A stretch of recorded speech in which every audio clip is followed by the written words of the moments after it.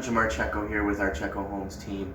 I might give you a little trick. All you homeowners out there that, you're gonna go and you're gonna get some paint and you're gonna paint up your house. I'm gonna show you a little trick here and teach you a little bit about caulking and show you how to caulk, because this is just gonna make your paint job that much better. It's gonna fill a lot of the cracks and a lot of the expansion cracks from expanding and contracting, along your trims, your baseboards, your door moldings, crown, and then when you go to paint, you're going to get a nice professional job, and all you need is a tube of caulk, or several, depending on how much you're filling, a very affordable caulk gun. You can pick one up pretty much anywhere for, under $10 even. A utility knife to open that, even though a lot of caulk guns do have spout cutters. We tend to like to make our nozzle a little smaller when we cut it. And you're going to cut it just on basically a 45-degree angle with a utility knife. And we like to keep it nice and small so that we get a small bead. Now you're going to insert your tube of caulk into your caulk gun just like so. And pump it up a little bit and get it ready. Now the trick to this is to have, the way I like to do it, and in my opinion it's a great trick, to have a bucket of water and a sponge, and you're going to want that sponge wringed out, but you're going to want this because this is what's going to help you get your caulk smooth. There's a lot of different gadgets out there that, they say help you smooth caulk and silicone, but for acrylic latex caulk, a wet sponge with you is very handy. Do not use water when you're doing silicone. Just use your finger and a dry paper towel to wipe it. Now, to caulk it, you see this line on this baseboard? This is actually a fresh install over here. So it's a little in and out from the wall just because of the way the wall contours. We're going to fill that gap. So we're going to run a caulk bead, is what they call it, right along the wall, like that, all the way down, filling that void. And if you're going to repaint your house and you're doing this, you'll probably be filling what was caulked at one point and is now a crack, and it'll just clean it up and give it a nice line. And then you're going to stop. Then you take your sponge. What you're going to do is you're going to wet your finger just like so on the sponge, and then you can run it right in that where you just caulked and smooth that out. And now when that dries, that'll be ready for paint. And then you just wipe your finger on the sponge and you're ready to continue to caulk. Right here is the joint. You'll just caulk that joint. Just make sure you get enough caulk in there. Same thing, wipe your nozzle, wipe your finger on the sponge, and just smooth it right out. 1-2 times. Try to do it in one, but if you need more, again,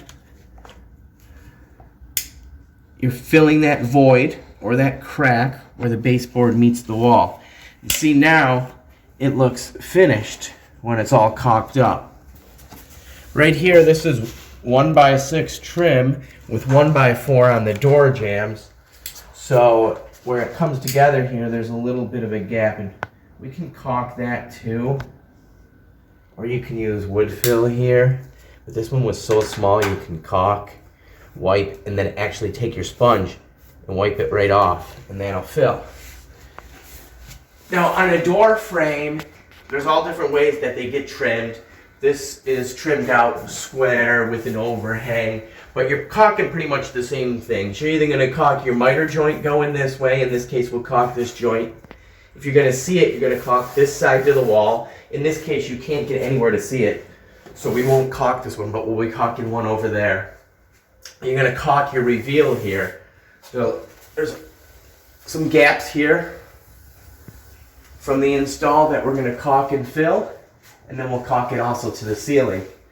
Now on your existing home, you're going to caulk this as well, and you may have gaps that again were due from expansion and contraction, or may never have been caulked before. But again, it's going to give you a nice finished look when it's done. You'll be very pleased that you took the time and energy to caulk this stuff up for the limited amount of expense that it's going to be.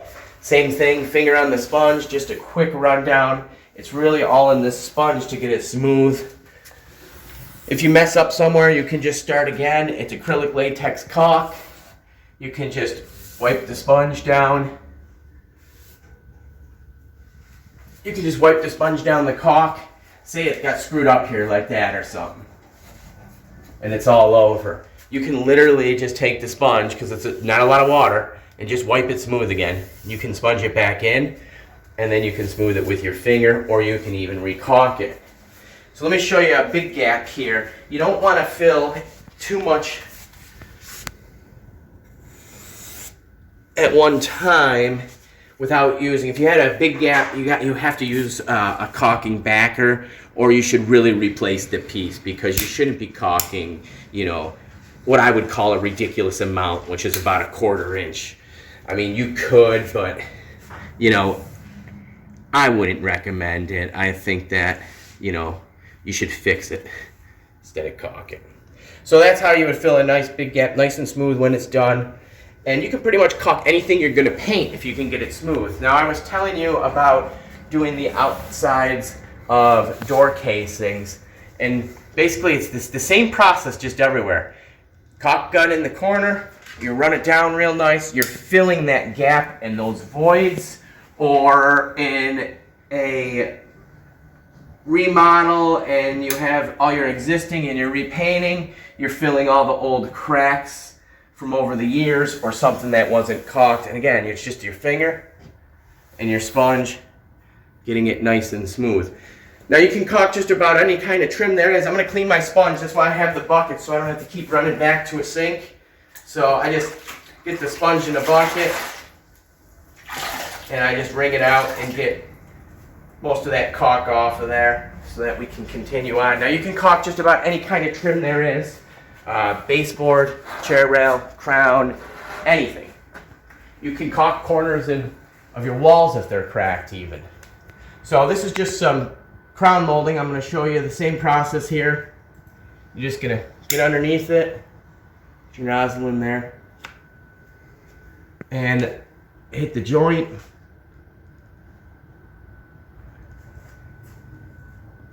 And you're going to hit the ceiling. So this is just that little space here. So same thing.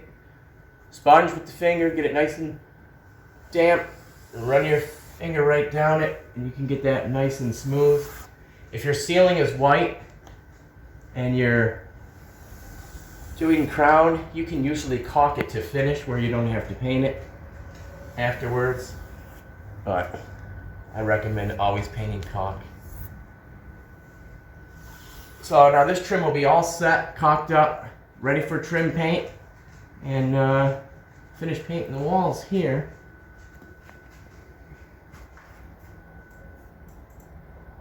And again, if you get where you might get a little marks in it, you can sponge it out and wipe it again, just like that. It'll come out perfect.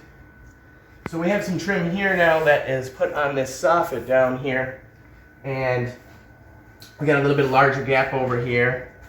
And we have them coming together here, and there's some in and outs. We're going to hide that with caulk. So this gap we can fill. And now no one will know that that trim was short actually after it gets painted. Everybody.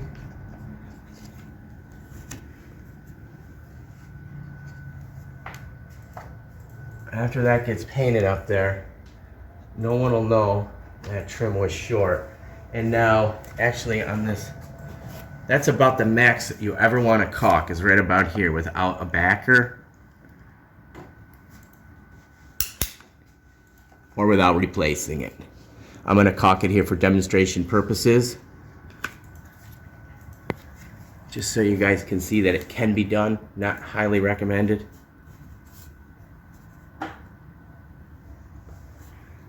But just as you see here, you get that on there and you clean it all off. After that gets painted and the wall gets cut back in to the trim, you'll never know that that trim was short of the wall there. And I'm gonna have to come around and get this back side, but I want to show you right here, this seam here. So this is where the two pieces meet together. And we're just gonna give it a nice clean look and fill that line.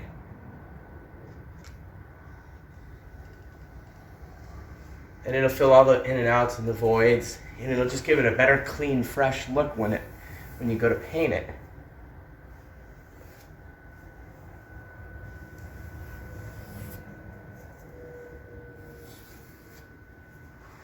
And then you just want to continue on and keep your sponge clean and everything. So that's basically the 411 on caulking. If you're a homeowner and you're looking to paint, caulk is a great way to start the process of prepping.